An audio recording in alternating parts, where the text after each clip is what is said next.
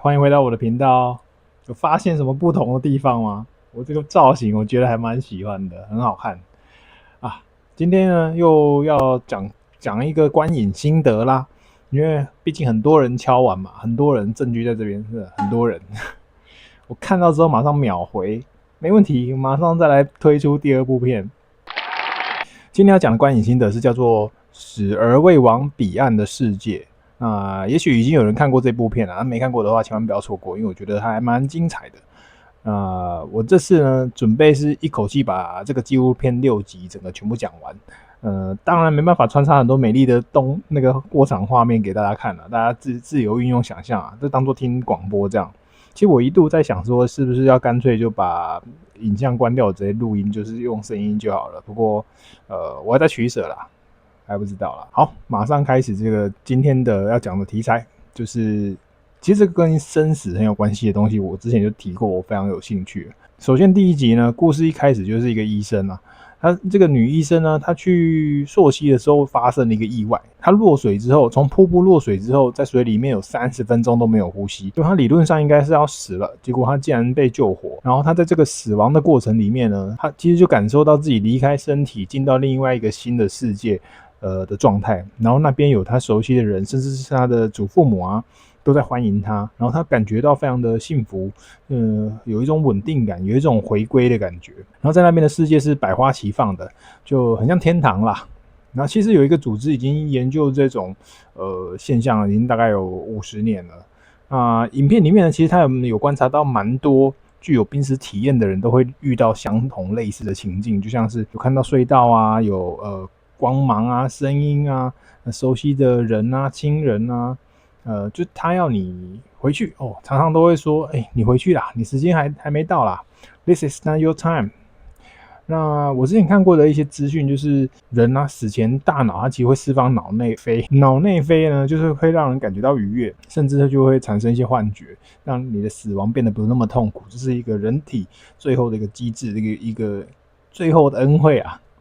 那这是我之前看过的一种科学解释啦。那其实濒死体验这个全世界都有共通性，我觉得蛮神奇的。像是灵魂出窍啊，在床上看到自己啊，然后在医院的医生正在抢救你的画面啊。其中一个女生也是这个情境，那她经历过37秒的临床死亡之后啊，她就感受到有一个力量从肚子把她拉回身体里面。那我就想到说，难道肚子是灵魂的出口吗？难怪年纪越大肚子越大，是不是灵魂想要跑出来啊？那影片里面呢，其实有医生试图去做科学解释啦。那其中有提到一个论点，还蛮有趣的。他说人脑好像有一个过滤器，让我们没办法去感知到我们无法理解的事物。但是在某些情况之下，像是濒死，就会打开这个过滤器，让我们感受到一些东西。甚至有些人还会因此得到一些预知能力，就是真的很像超能力的感觉。然后对于这种现象跟事件，那里面的医生有说了一个金句，他说：“你不需要掌控它，因为事实上我们是没办法掌控它的，是某些东西在掌控它的。”他是在讲这个现象，这个情境，就是我们真的是超越我们能够控制的范围了。所以我们其实我觉得放在人生的方方面面都还蛮能够解释的。这样的话确实让人有一种释然的感觉啦。因为有些事情我们是没办法去决定跟改变的嘛。然后当然也不是要鼓吹消极啦，只是说想认清一些事情，就是哪些事情是我们可以做，哪些事情是我们是无法掌握的，没办法改变的。那我最近刚好也在看外星人的调查档案，那部叫做《幽浮档案终极解密》，这推荐给不想看 YouTube 的人。就是我们可以在这边看一下专业人士是怎么样拍这个题材的，我觉得很好看啊。它一样也是6集哦。看完之后我自己蛮多感想的啊，其中有一个感想就是，这我自己的猜测啊，假设之后台海真的有发生战争，不一定台海了，就是可能世界发生了真正的第3次世界大战的话，我觉得那时候有可能就是我们见证幽浮出现的，见证外星人出现的时候。然后在里面呢，还有一个被外星人绑架的男人，他讲一句话快把我笑死了。他事后在警局的时候说：“天哪，我以为我这辈子已经够惨了，没想到还遇到这种事情。”就他被外星人绑架，然后还被用手伸进喉咙里面，然后弄到他流鼻血，超好笑。然后还有一个也蛮有趣的，就是很像镇长的人，啊，对，应该就镇长啦。细节我没有写起来，没有记录起来。可能是在埃及。那反正他就很火大，因为老是有飞碟跑来偷他们的水，因为他们的镇那边有一个湖。那总之就是因为他们那边的水都不多啊，所以这些水是必须提供给村民使用的。比如说他们养的一些牛啊，那些或者是要灌溉啊，然后结果老是被偷，他就很火大，然后就记者就采访他的时候，他就跟记者说，看能不能帮他找到解决问题的方法，因为那飞碟就有事没事就一直过来吸他们的湖水啊，超好笑的。然后其实当时那个记者他是无能为力的，然后他又觉得他需要帮助他解决问题，否则就很像很没礼貌这样子。当然最后事情是不了了之啊，怎么可能帮助得了他解决这种事情？它有趣的地方就在于它真的很真实，所以我就觉得还蛮好玩。不过这个飞碟的故事的话，我应该是不会特别拍一个新的感想出来了，因为虽然这6集都很有趣，不过里面我觉得我可以讲的不多。然后其实影片里面受访的那些人啊，他们都各自有对外星人的一些猜想，比如说他说他们是来帮我们的，然后有人说他们对我们没有敌意啦。那我是比较倾向于相信外星人也是多元组成的。有好人有坏人，有对我们友善，有对我们本来那么友善的也有人相信说外星人不一定会平等看待我们，也有这样的一个人的说法。不过总而言之，我就边看就边觉得说，不管怎样，这些都是受限于人类的认知所讲出来的话啦，因为我们不可能知道他们来地球跟做那些事情真正的动机是什么，毕竟我们只是用人类的想法，就我们人类的脑啊在猜。而且人类有一个惯性，就是喜欢寻找一些规律啦，就把一些没意义的事情赋予意义。那其实投资里面也有一句话被我奉为圭臬的，就是你没办法赚到你认知以外的钱，对不对？我觉得其实我接触到的各种杂学，在某些程度上都有一些相通之处。那我想到之前那个《地球未知档案》，它也有另外2部，我看完了。像有一部是海骨洞穴，另外一部是宇宙时光机，这2个也是我看完之后没有特别想讲心得啦。总之我就觉得这些资讯带给我的感受就是很多事情在我们生活周遭上演，可是我们却一无所知的感觉。总而言之，我永远就是觉得就知道的越多，就觉得感觉自己知道的越少。赶快讲回来本片啊，真是离题大魔王。死后意识是否会有所扩张呢？第1集的结尾，片中失去儿子的母亲就说啊，他经历过这个濒死经验之后，他就知道，死亡不是结束，只是意识离开了肉体。这就牵涉到意识何去何从啊？就是意识离开肉体之后是去天堂吗？还是去找大圣灵了啊？各种说法都有嘛。还是说去重新轮回啦？还是有些人就留在人世间变成幽灵啊？其实我很久以前就有想过一个测试的方法，就是比如说找一群灵媒去闹鬼的地方，假如真的有鬼魂的话，他们应该理论上都会遇到同一个鬼魂，或是看到同样类似的东西，这很容易证伪啊，我觉得啦，这是我自己的想象啊。这个就是跟我之前看有一部片《黑洞》穷尽人类知识的极限这部片，这部片我也蛮喜欢的，它也是像纪录片的形式，然后它里面就有一群科学家、天文学家，他们分成3个小组，然后对他们得到黑洞的资讯啊，各自进行分析。那他们是不能交换资讯的，只是为了看最后得到的结果是不是有误差，所以他们就是3个小组一起去分析黑洞资讯，去做图出来，然后看大家是不是看到的东西是一样的，是否一致啊。那我那时候看到那部片的时候就有觉得说，哇，这是跟我之前想的好像哦，就是总之他们就是人类历史上真正用数据还原，真正让我们全人类看到黑洞长什么样子的那个团队，很厉害吧？就那甜甜圈啦，我放图给你们看啊，就那时候他们得到照片的时候，你就真的看到他们很激动的样子，你就知道说这对他们来说有多重要，因为他们知道这个对人类来说是非常重要的事情。里面有个讲话很快的女生，我觉得她超可爱的。再讲回来主题，我又离题了。这部纪录片的结束呢，就迎来了我们的第2集啦。第2集叫做灵媒。我在看这集的时候就忍不住一直想到我以前看的电影啊，我有点忘记是哪一部了，反正就是他们通灵的模式就是去调查然后调查你的身世，就是你的亲人是谁啊，然后你有什么事件啊，然后再把它包装成我们现在看到的样子，就是我们看到的灵媒通灵的过程，就是他会开始丢一些王者的资讯啊，甚至更厉害的会丢只有你跟那些王者知道的事情。然后在那部电影里面，我说的是电影哦，不是这个纪录片哦，那部电影里面的灵媒就是做这些事情是为了赚钱啊，为了取得信任。但是这集里面有一个让我也感觉很震惊的，就是有一个男生，他对灵媒充满了怀疑，但他很希望他可以跟他过世的老爸讲到话。于是他就说：“老爸，如果你真的在的话呢，希望你在那个灵媒来到他家做通灵的时候呢，提到他的头发，就像我这样，我今天头发是非常好看。”然后真的，他那个灵媒去到他家之后啊，通完灵，然后做他该做的事情，然后问了那些东西，最后要离开之前，他竟然真的提到了，他就带着有点困惑的样子跟他讲说：“你老爸好像想要提一下你的头发，他不知道为什么。”然后在那瞬间，这个男生他震惊了，然后同时我也震惊了，因为我就觉得说，撇除这个是被熟人啊或亲人啊，或者是反正那些间谍活动得到的资讯之外，如果是真的只有他跟他老爸，就他自己他暗自写下来跟他老爸讲的一个约定，然后真的发生了，我就觉得很真实啊，这怎么证伪？我觉得是被证明为真实的感觉。当然世界上没有100%一定的事情啊，所以当然这个事情我们假设啦，假设如果它真的话，这个案例真的会让我们觉得说，真的是不是有灵魂存在？那死亡或许不是真正的结束，只是真的意识离开了肉体。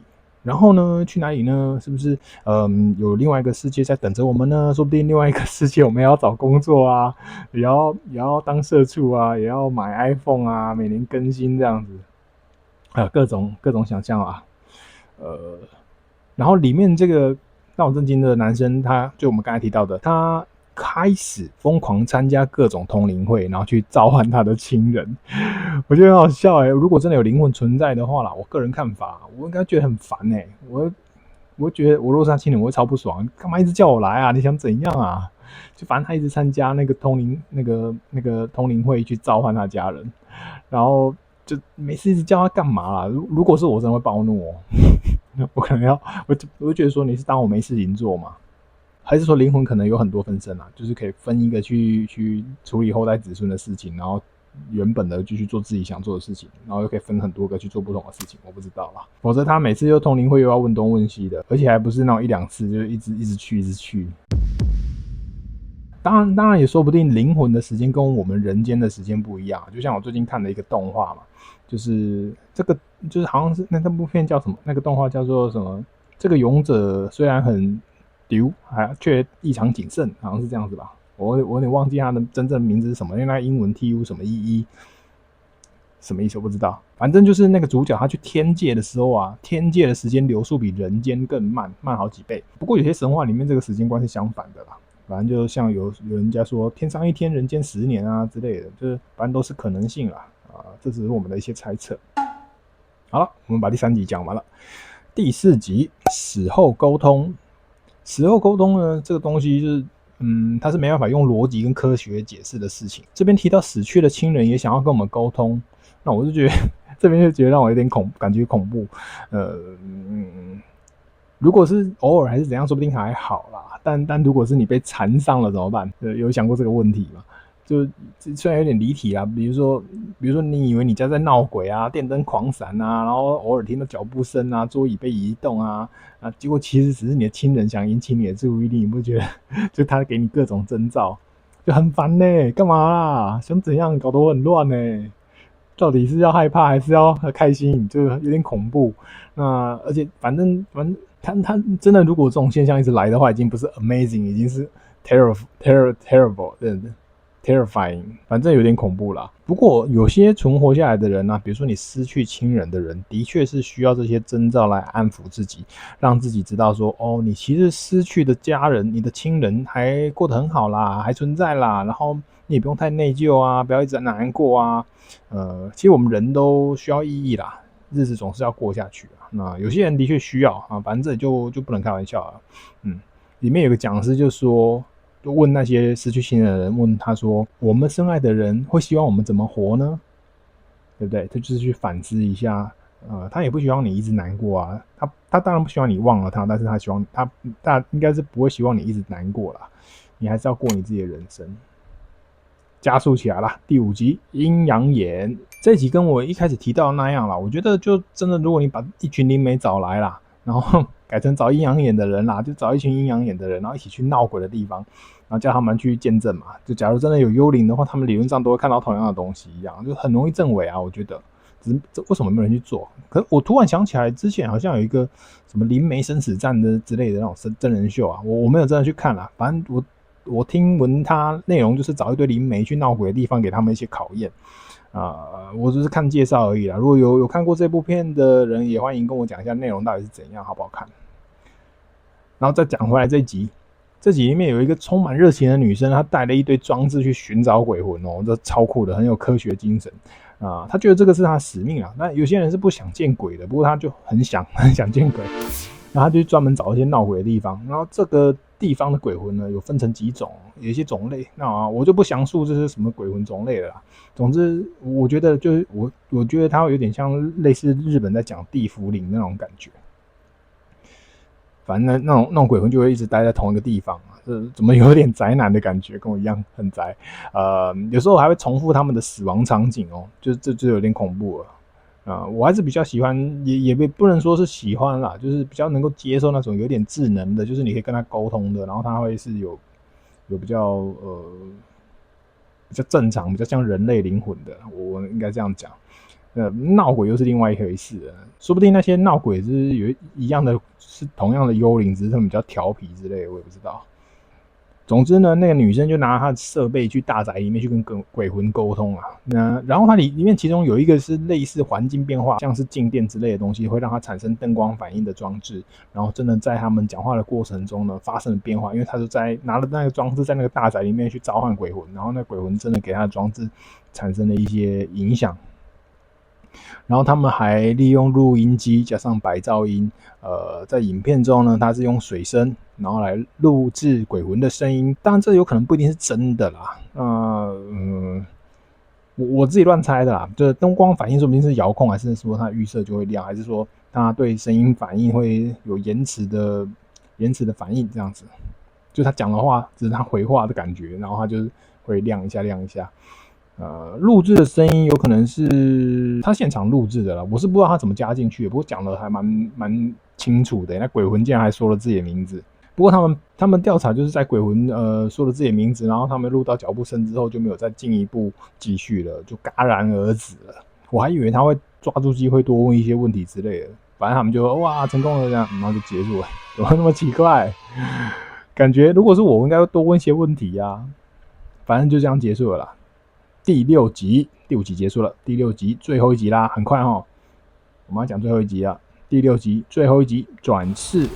这集里面呢，小孩啊，他有前世记忆。老高前阵子影片里面有个说法是不小心访问了阿卡西记录嘛，所以得到一些不属于他自己的原本的记忆。当然这也是一种说法跟可能性啊，就推翻转世的论述。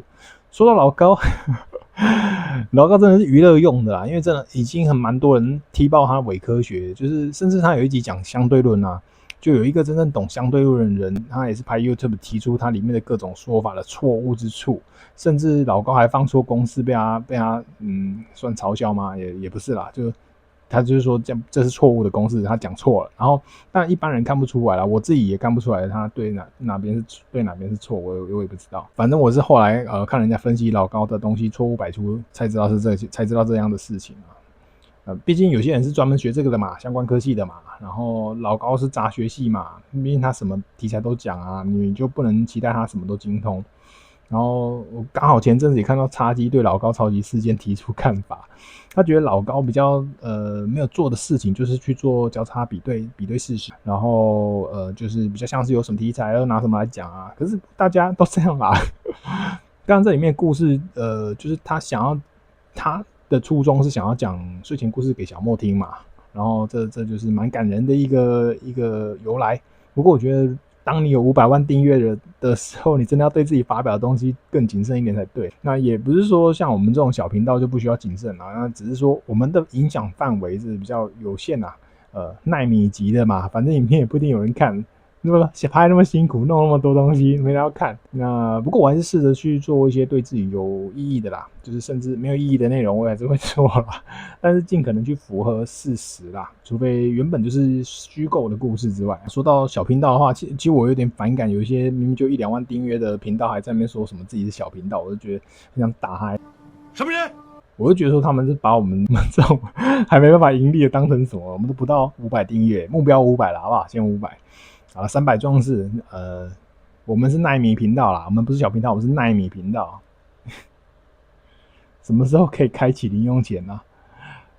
有自己的风格就是蛮重要。然后被指控抄袭的部分，我真的想讲两句。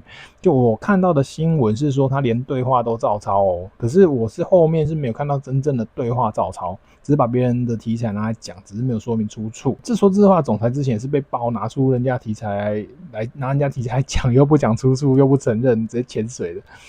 当然这也是一招啊，就那种谁理你啊那种态度。叉鸡是认为说潜水比你用反击文还要强。他很看不惯老高那2篇反击文啦，不过今天我看到老高新的影片，我还没看啦，就是他里面好像说什么郑重道歉，是要对这个事件道歉吗？还是怎样？我还没看他的影片，我不知道。超级大离题了，真离题大魔王。刚刚讲回来我们的故事，反正这阵子我时事观察啦，就我的感受啦，就顺便讲一下。好，讲到这个最后一集，转世前世记忆。这部片里面呢，那个小男孩有个小男孩说他有前世记忆，就觉得说这好像是噩梦一样。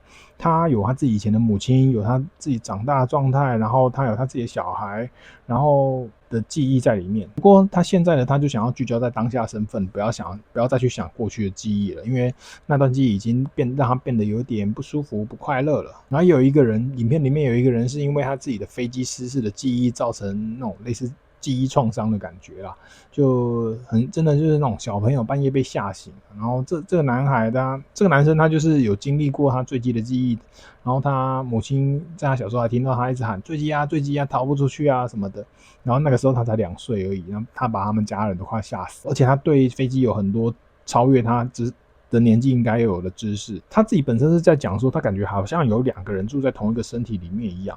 然后他小时候就还称自己是第3个詹姆士啊，签名的时候写 James 3。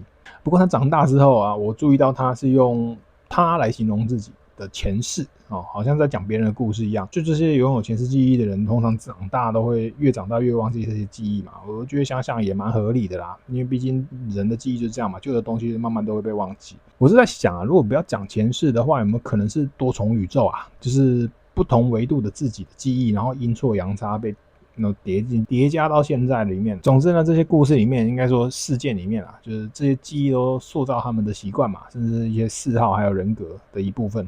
这两个主角，这两个人呢，还真的去寻找以前的自己，然后去看自己以前的生活环境，然后真的还找到哦。这2个男孩里面，其中一个是 Ryan， 然后他的故事里面，他前世女儿说话超幽默的，他说，你有遇过某天突然接到一通电话，有个6岁小孩自称你爸爸吗？超好笑啊！反正 Ryan 他有很多记忆啊，都被他的这个前世女儿给核对为真实了。就是他讲述了大概50件的前世记忆的事件被确认，然后他们后来就亲自去他女儿家啊聊聊天啊，然后在这时候呢，那个主角这个 Ryan 他就说，其实这些东西啊，他觉得不太像记忆，有点像是梦到的东西，像是梦境啊、白日梦啊。这让我觉得有点神奇，就我一直以来都对梦很好奇，很着迷啊。就是关于梦的，我有时候都会做梦，都会把梦写下来，记录我自己的梦境，就是看我梦到什么。因为从梦很容易就忘记了，忘记的速度超快。如果你不马上写下来的话，除非是让你记忆很深刻的一些噩梦啊之类的。关于梦的题材，我有机会再做影片跟大家分享。很过分吧？我故意讲这句话了。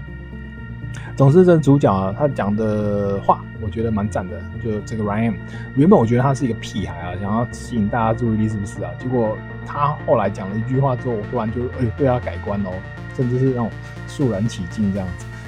他就说他没办法100%确认很多事情。他说他没办法100%确认这个是转世，毕竟他没有所有的记忆。或许这一切只是一个巨大的巧合，就是这样。这句话我觉得他讲得很好。好吧，那今天的故事戛然而止啦，6集被我讲完了，我觉得还蛮有收获的啦。那就是把这个东西呢，在我失去记忆之前把它记录下来也是不错吧。OK， 好吧，那影片就到这边结束啦，下次见了，拜拜。